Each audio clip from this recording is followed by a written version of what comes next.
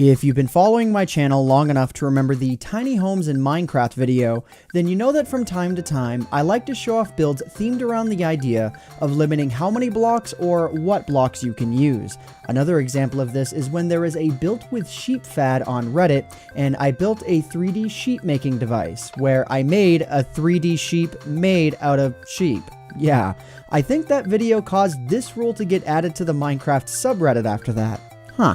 But in today's video, I want to show off another style of limited builds. This time, one chunk builds, or builds that fit within a 16 by 16 by 256 high area. I've got 4 primary items to cover, so let's go ahead and let's get right into it. So first up, I want to show off 64 different builds. Coming in with all sorts of different shapes and styles, MC Noodlelore made what he calls ChunkWorld. While there's no way I could possibly show off the intricacies of every single build in this video and still have this build be a reasonable length, MC Noodlelore used all sorts of design styles with this build, ranging from Asian architecture to brick, modern, desert, farm, medieval, classical, Parisian styles, and so much more. All of these builds can be found on one single map for you to check out and explore on your own. So the remaining items on this list might be a little awkward to show off because most of them stretch the entire length of the height limit, but I don't think there's any way I could leave these ones out. Next up was the winning entry to a chunk challenge contest held by Planet Minecraft. Created by Joe Brixey, this build called Shard Keep is quite simply a masterpiece in my opinion. From bottom to top, this one has a visual story unlike no other small form factor build that I've ever seen.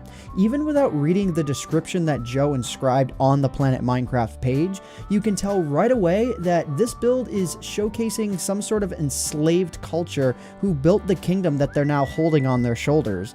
Out of all of the items on this list, this one is easily my favorite.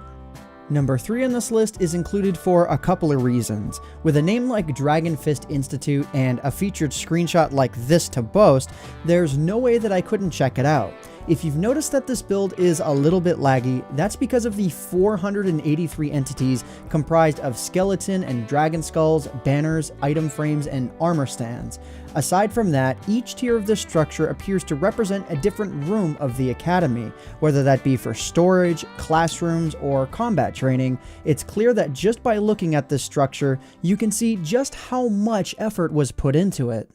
So let's think differently for a moment with the 4th build on our list, created by Perfectionist, and simply titled Fairy Home. While the last 2 items on this list concentrated on stretching the height limit itself, this one takes a step back and rethinks the idea of building within a single chunk. It's not a typical size building within a 16 by 16 area, nor does it aim to soar as high as possible. And to add on to this build, the top portion of the rows also doubles as a home. While this may not be practical unless you plan on getting in and out with an elytra, it's nonetheless a pretty unique build. So I'll have a few more items linked in the description below if you want to check out some more builds built around this theme. But anyways, that just about does it for me for now. If you guys enjoyed this video, please consider leaving a like on it before you head off, because it would really help out myself, the channel, and the video quite a lot. So I hope you all enjoyed. My name is AntVenom, and I bid you all farewell. Thanks so much for watching.